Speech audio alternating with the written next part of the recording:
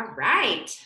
So, Hey, today, it's so good to be here. yeah, I'm so glad to have you too, Mary. This is one of my favorite people in the world today that we're going to talk about for the podcast, Mary Campbell and Divining Beauty. And I was reading through your website, which is really, really magically done, by the way. Thank you very much. And one of the things that stuck out to me was the what was it? A relationship doula. And that is fantastic. Who doesn't need one of those? And right now, yeah, so much. There's so much going on right now in COVID time. Absolutely. Yeah, I love that part of my work. And it feels like, a doula comes in and she just holds the space and she's gentle and just helps people to find their easy way and give them a little rest. And it's very nice. So you're saying that we might need some rest during the COVID time, like relationships. First, we were immersed. I know for me, first we were immersed together, and luckily I've been to, your retreat in Haramara, and you've taught me so much at Wild Women Fest, and just from being friends that I had some tools. I heard your voice during quarantine that said, you get more done with honey than vinegar, or you get your request met more with honey than vinegar. Because I'm like, why aren't you helping in the house? You're here. And then your voice was like, honey, Dawn, honey. Great. That's great. Well, I like a little vinegar once in a while, but I prefer honey too. Yeah. Yeah. And really there are so many stressors right now. Just managing either confinement or isolation. I think people have both of those, and trying either one is difficult because we're so used to coming and going and having the life we have or did have, that now it's really looking at what we need to do for ourselves, and that tends to be the theme of my work, what we need to do for ourselves so that we can really be the people we want to be in the world, stand for what we want to stand for, and bring this feminine energy that's really rebirthing right now. It used to be, I'm just going to barge in. I just was listening to an Esther Perel interview in her podcast recently. And she's I think she's probably the relationship person in the world right now. And I've studied with her and actually worked privately with her, with my ex-husband, before we got divorced. But she was so wise to say that there's this problem with the pull and push between intimacy and our desire for intimacy, and this sort of overcloying too muchness that we're dealing with. So we have both of those at the same time. Just difficult to manage how we find the person we want to be, and how we're often the person we don't want to be with stresses. So living with that, but finding this feminine essence, which is all about connection. But connection starts first right here. And we tend to be so busy rushing and crazy, most of us. And I think we've been in that for so long that we just don't even know another way. And most of us got reset or a invitation to reset that. I know I did, when it's like, you don't go to work now, and I kept describing it as like I was a sports car, and I had been on the highest thing, and I've been going and creating and producing, and I'm pretty good. My friends call me the self-care queen, but I had no idea that even those moments of taking the time for myself at my Sangha practice or my Jadetic practice, it wasn't enough with the amount of going and going. And so when there was that pause, and each week of quarantine, I was going down a gear, and I just, so much compassion. I wonder who can relate to this, to wow, have I really burnt the candle at both ends. We are so worn out. We're so tired. But because it's the ocean we swim in and the air we breathe, this sort of hyper masculine, overdoing, gotta be the best at everything, push kind of life, we don't even realize how much beyond what's possible we're doing, because we can do it for a while. We feel sort of like revved up, and it's, like that extra energy from the thrill of conquering something. That's the masculine energy, and we have got that down, women. We know how to do it. We know how to do it better than the men. We all, no matter what gender we are, we have these masculine and feminine energies, as I've talked about any number of times. But we just have so learned to overdo that it feels like the normal. So when we think if that's the normal, we have to do more. And then our bodies start falling apart. You get to be about 40 and things are not working so well. Something falls out, something else is wrong.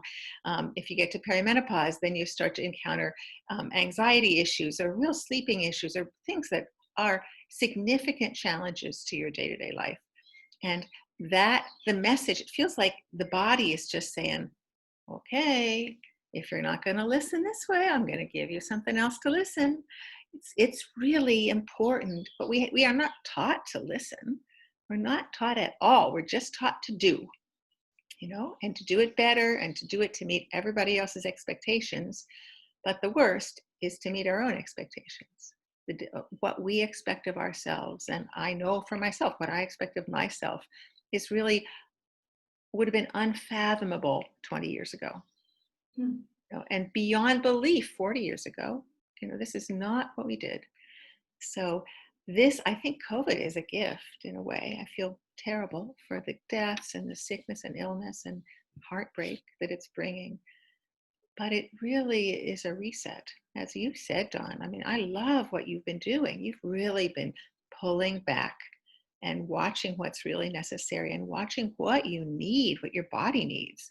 I think just tell us more about that, because I've been inspired by you on this. Oh, well, I'd say the number one thing is to say no. So at the beginning of the week, I go through my phone and I go, oh my gosh, okay, I'm going to choose to go through and say no to create spaciousness, because once I settled in at, I don't want to go back to volunteering, 2 jobs. I want time to be with nature, and you inspire me. You're always in nature. It's like nature, I get filled up. I want more time to do what I love, which is create, to write. And so I said no, and it's terrifying. And I'm noticing this a lot with clients. I'm not going to go back to the salon. I'm going to fully do my medicine work and the podcast and write my books and work one-on-one with clients. And that call is, there's the thing that I'm noticing right now, the other gift of this COVID is we get to say no, or I'm seeing that we have this path. We have 2 paths: go back to the way things were, or clear some stuff out. And so that's what I've been doing. I've been clearing things out, saying no, even if it makes sense, even if I kind of like it a little bit. If I'm like, well, I kind of like hair, I love my people, but if it's not a hell yes, Absolutely. It's gotta go right now. Right. I grew up in a life where choices were made for me, even, and I've been manifesting at a rate, in 20s and 30s, where it was like things happen to me and then I have to change. So this is new, to be empowered in my changes, to say, I could do this, I could do that. Which one is the one that makes me feel, as you would say, most juicy? That's exactly. There's something I have actually on my refrigerator over there. I actually just took it down, that says, what is the no that gives you a yes? Or what is the no earth say yes? There's something like that. Like, what is it that the no that you need to do now so you can have yes to your life? That's what you do. Oh, I'm getting chills. That's it. Yeah. And more will birth. You're going to have so many more possibilities because you're willing to do that. I need help on that, honey. I need coaching. I run a nonprofit that I founded 12 or 13 years ago, and I've pretty much run it without being paid for a long time. And I now have trained 20 facilitators to help run it, and there's lots of people there. And finally, I have people volunteering only after my concussion and saying, I just can't do this admin. they're coming to help. So I feel like I can start to let go of the reins a little bit and relax and let other people who are younger take over for me. I don't need to hold on to that. But there is this sense of, it's hard to delegate if you're not really trusting that people are going to bring your message and bring it forward in a way that you want. So that's been a real lesson for me. And I really just asked for help last August, and help has been coming ever since then. So it feels like that's what I needed to be able to say no to some of those things, so I could say yes to being outside more. Like that has been, since March 1st, I've missed 2 days being outside. And one of those was that like 40 degrees and rainy day. Yeah, yeah. But a dear friend of mine once said, there's no such thing as bad weather, just bad clothing. So I've been out in the rain. No, I'm going to turn that off. Sorry. I've been out in the rain. I've been out in snow, because we had snow in May here in the Berkshires. But just being outside, I say now that choosing not to be in nature is like cutting the umbilical cord that feeds us. It's really our food, this connection to nature around us, even if it's, March and gray, and still the sky above, the earth below, the bark of the trees, the shape of the trees, the energies that are there are essential for us. And we have been pulled and pulled and pulled away from that. But for hundreds of thousands of years, humans, Homo sapiens, have lived intimately with nature, because we are nature. Our bodies are nature. Our breath is nature. Our skin is nature. Every bit of us is nature. But we live in houses. We live with plastic things all around us. We live so isolated from what sustains us that we forget. So yeah, my work is about finding your reconnection, going deeper to really enjoy what we have here, instead of just grinding on and on and on and working harder. So if we're going to balance it out, I'm all Taurus practical. So I'm thinking for the listeners, who it would be a stretch to go out every day because maybe they've been inside so much, but there's this willingness to connect. Yeah. I'm thinking of the practice that you suggested in Haramara which I've used before, which is to find a little place, and a little tree in your yard or in your neighborhood or space, and just to be in it and to notice things and to really connect. That was a powerful practice. That's something people could do even in the city or suburbs, right? Absolutely. You can even do it from your window. Oh, that's good. Even with a closed window in the winter, if you're looking out on a tree, making it a practice every day to sit. It's called a sit spot. I learned it from John Young, who wrote the book, What the Robin Knows. Beautiful, beautiful nature connection person who's had a huge effect on my life.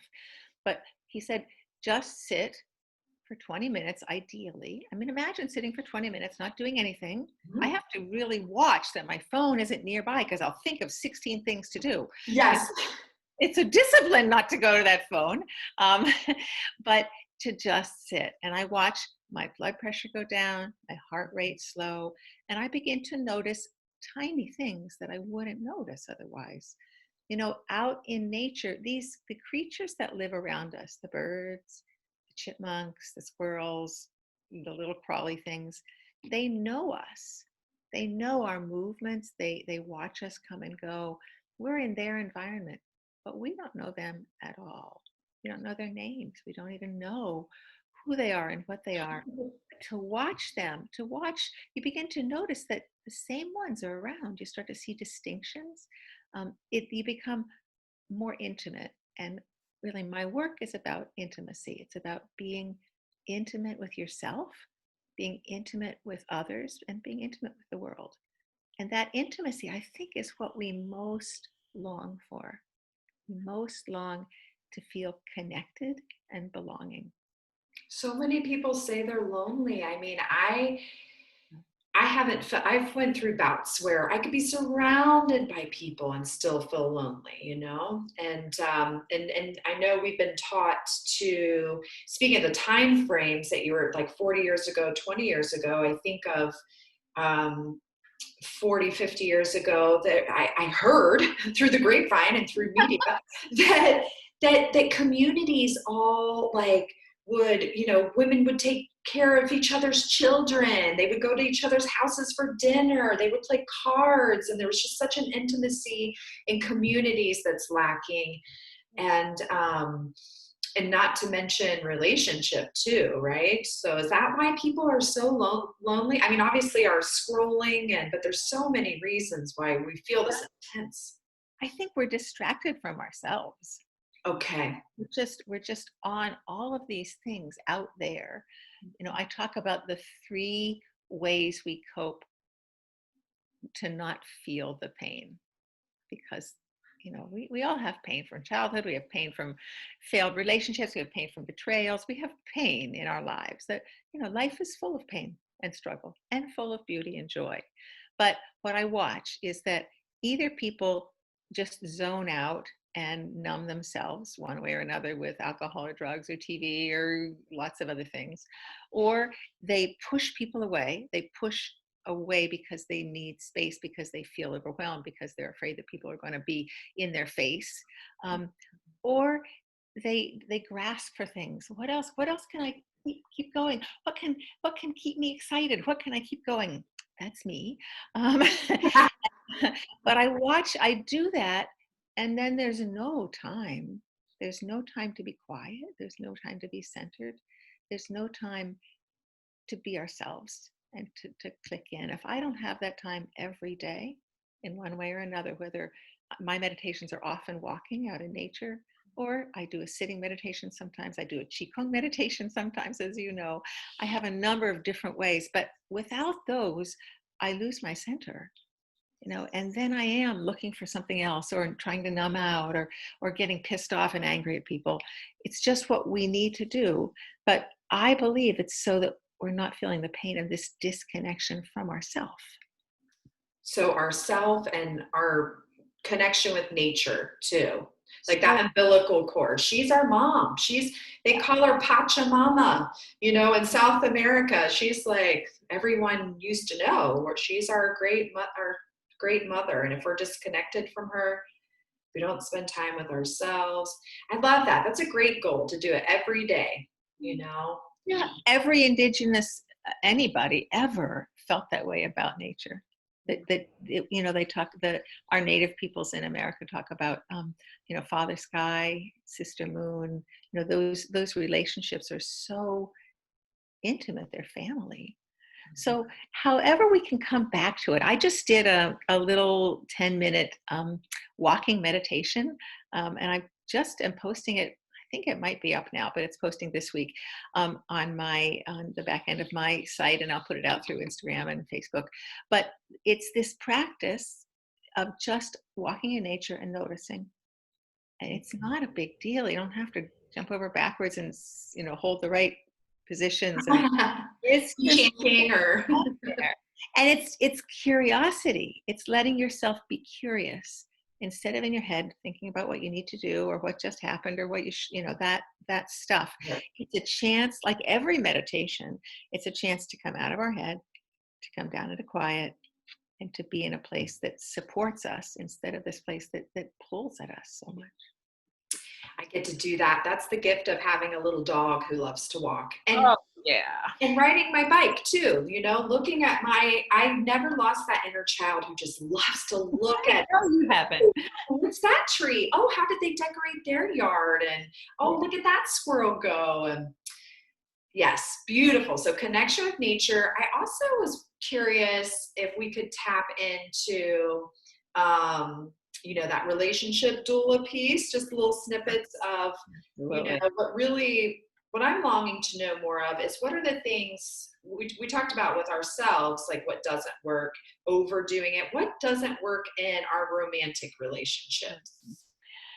I think primarily we're looking for somebody else to fill us up, looking for somebody else I mean, relationship is this deep, intimate, necessary part of our lives. People are happier, people live longer, etc., when they're partnered. So we need connection, we need touch so badly. Right now, those friends of mine that are solo in their homes and haven't been touched in 3 months, they're Mm. really feeling the impact of that. We tend to take it for granted when we have a partner, somebody is there. But I think it's so easy to be in this place of creating who you are by making sure the other person is who you need them to be. So that expectation is really tough. They call it codependence, but it's almost impossible to avoid when you're in a relationship because you care about the other person, you want to help them. But there's a story that happens when even a little bit of resentment starts. That guy, how come, as you said, how come you're not helping me? you Right, know, right. it just starts in us, and I think we have a story inside our heads. We usually create an always or never. You never do, or you always do. Going into our story, usually it's the place in us that has a feeling of loneliness or not enoughness. In my Walking Our Talk program, I talk about one finger pointing and blame is three fingers pointing back at you. So anything that ignites you in the other person, there's a story there that wants to be lived into. And I think that we tend not to feed our relationships very much. We're attracted to this person, we love them, we're connecting with them, we're thrilled to have them, even if it's in a work relationship or a friendship relationship. We loved having them, we chose them for that reason. But then all of those good aspects tend to be assumed, and the things that we don't like are what we notice. So I talk about feeding the relationship, that in every moment, as much as you can, see the positive. I know it's hard. I just went through a week with my guy, which I am pretty good at coming back to that because I have been working on that a long, long time. But often that part that we need to feed our partner is also feeding ourselves because our expectations of ourselves are so high. So it's really intertwined, and the love and the goodness and the intimacy that we want with somebody else has to come from a place of feeling intimate and comfortable with ourselves. So a lot of the work I do with couples ends up being individual work because we all need a little tinkering once in a while, uh, and a little way a different way of seeing things, so that you can step back from this story in our mind, which we all create, to something a little bit more objective, and also wanting who you want to be, who you really want to bring. We know who that is, but we lose track. Our emotions get in the way, our frustrations get in the way. I think anger is really important. It's important to have it. It's important to speak it. Learning to do that really healthily is important. Learning to have a good tennis racket and pillows to hit when you're really furious and you just have to get it out, or take a run or do something else. All of that's important. But coming back to bringing our best and deciding really who we want to be. I think that's the essential piece in relationship. I love that. And another thing I see from doing psychic readings with clients is that a lot of people are putting all their eggs in one basket, expecting that one romantic partner to be there. And I don't know if media did this or what, but to be their entire community, to be their all. I mean, I can't tell you how many women I do readings for, and they're like, I go, so how about your friends outside of your husband or your partner? And they're like, I don't have any. And I'm like, oh my goodness, we need to get you That work. more baskets, more eggs going on here. Yeah, because then the expectation is that you get everything from that one person, and there is nobody that can satisfy that. And also the roles that we have now, the expectations we have on a partner, we didn't have 100 years ago. You know, we often married for convenience. We often married for, or partnered, to have a structure that held us.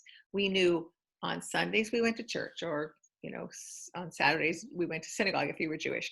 We knew how things worked. It was very prescribed. And all that prescription has gone out the window since the 60s. We expect ourselves to be in great shape, to do great in our career, to have a wonderful family, to be a wonderful lover, on so many levels, it was never expected before.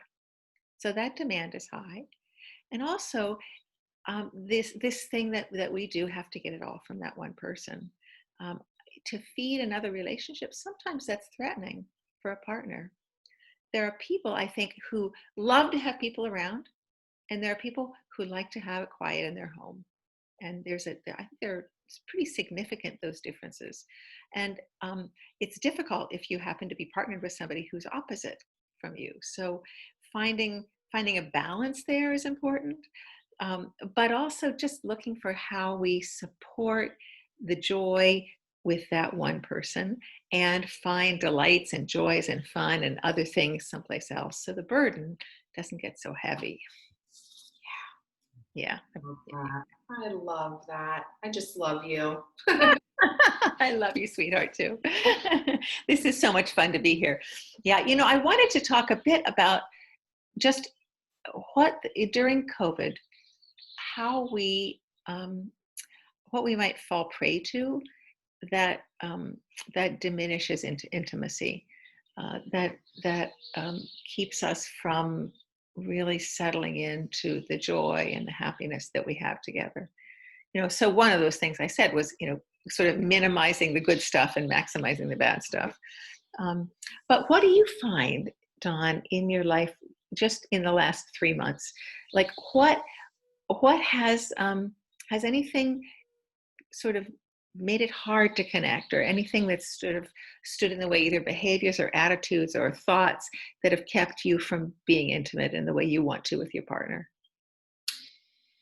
Well, ironically, the PTSD and the fears, he's got a touch of the OCD. I've got a touch of or we have a touch of, all these fears going on. And so it actually brought us together. It was really sweet. I'd say, I'm super scared. Can you rub my back? And, he was very sweet about watching, only Disney movies with me, because I was like, I can't. He's like, another children's movie, or the child's grown. And I'm like, little Dawn needs this. So we actually had probably a unique experience. We've studied nonviolent communication together. We've had all these different tools. So we actually got closer. There's more of a call now that he's, going back to work and I'm going back to full speed. We have all this connection, and now we're like, oh my gosh, I can't go back to the old way. So that's my personal experience. I don't know if that one's common, but that's what. Great. That is so great. Well, you've used it well. And I have clients who've really made this work for them and who really don't want to go back. Do we have to go back? They say, in my relationship, it has really, the differences have been exacerbated. I see my partner half time. So he lives an hour plus away. So he's here part of the week, I'm there part of the week. So we have this sort of bubble that's a little bit expanded, but we're very careful within it. But he is much more of that masculine protector guy who wants to make sure all the details are right, make sure we have the masks, make sure we have all that stuff, make sure we have a protocol. What are you going to do when you go to the grocery store? What are you going to do when you come back? What are we doing with the boxes that come to the house? What are you doing with the mail? If somebody comes, what do you do? I'm just like, oh my God. Because I am more of a whatever happens, happens kind of person. And of course, that doesn't work during COVID. I have to be careful. But it's been challenging for us. It's been challenging for me not to see him as wrong, and challenging for him not to see me as wrong, challenging for me not to see him as the authority, the father figure, and me the child figure. All of these old things that we both brought into our relationship from childhood, really, and other relationships, we have to look at. And we've had really difficult, hurtful things. But the magic of our relationship is that we really can extend beyond that. We know, and this last week it was hard. It was really hard. I was in tears. I was frustrated. My son came by, and he's not protecting in the way that we need to. So I was outside, and he needed food, and I came in to bring him some, and my partner thought I just wasn't careful enough, and it was very difficult. But what I watch is that each of us sort of brought an olive branch back. Mm. I can't stay in an angry place. Like I can never go to bed angry. I can't do that in my system. Sometimes I need a break, sometimes I need space. But I think especially in a relationship, when we're intimate like this, we have to find ways to come back to the love, because the love is real. And even if we're really struggling, even if we think the relationship might be over, we still can bring love. We can still bring kindness. We can still bring thoughtfulness. He brought me tissues when I was crying. It was just sweet. um, and I needed to go upstairs and be myself for a while. So I was doing what I needed to do, and I wasn't quite ready to hug, and then I could get ready and open myself and cut back. So, um, but really looking at the defenses, what we do, the stories we tell to defend ourselves when we feel misunderstood, uncared for, unthought about. It's really, I believe the richness of this time is that things are up. We get to look at them.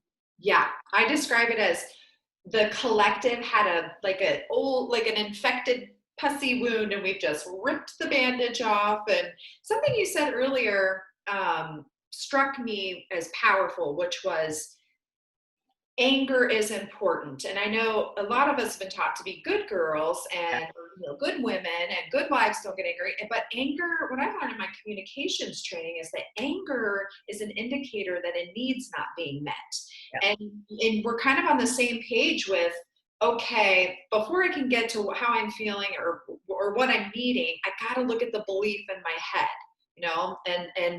And there's facts, and then there's beliefs. And I think in order for us to clean out this collective wound we're in, we got to go to the facts and not the, well, I think this is right, well, I think this is right. Because like in your relationship, you were talking about, your partner had this need for order and safety and security, and I heard you maybe saying, I need to stay in my flow state. Like I can't be like, that's stressing my body. And both needs are important. And I love what you said about finding that, or it sounds like you guys found that bridge, and that you practice what you teach, which is those tender little moments of, you were able to soften in your pain and bring me tissues. And it sounds like you are so interconnected with yourself that you knew you needed space. You weren't gonna, well, to be a good girl, I need to hug my partner because, I need to be a good partner.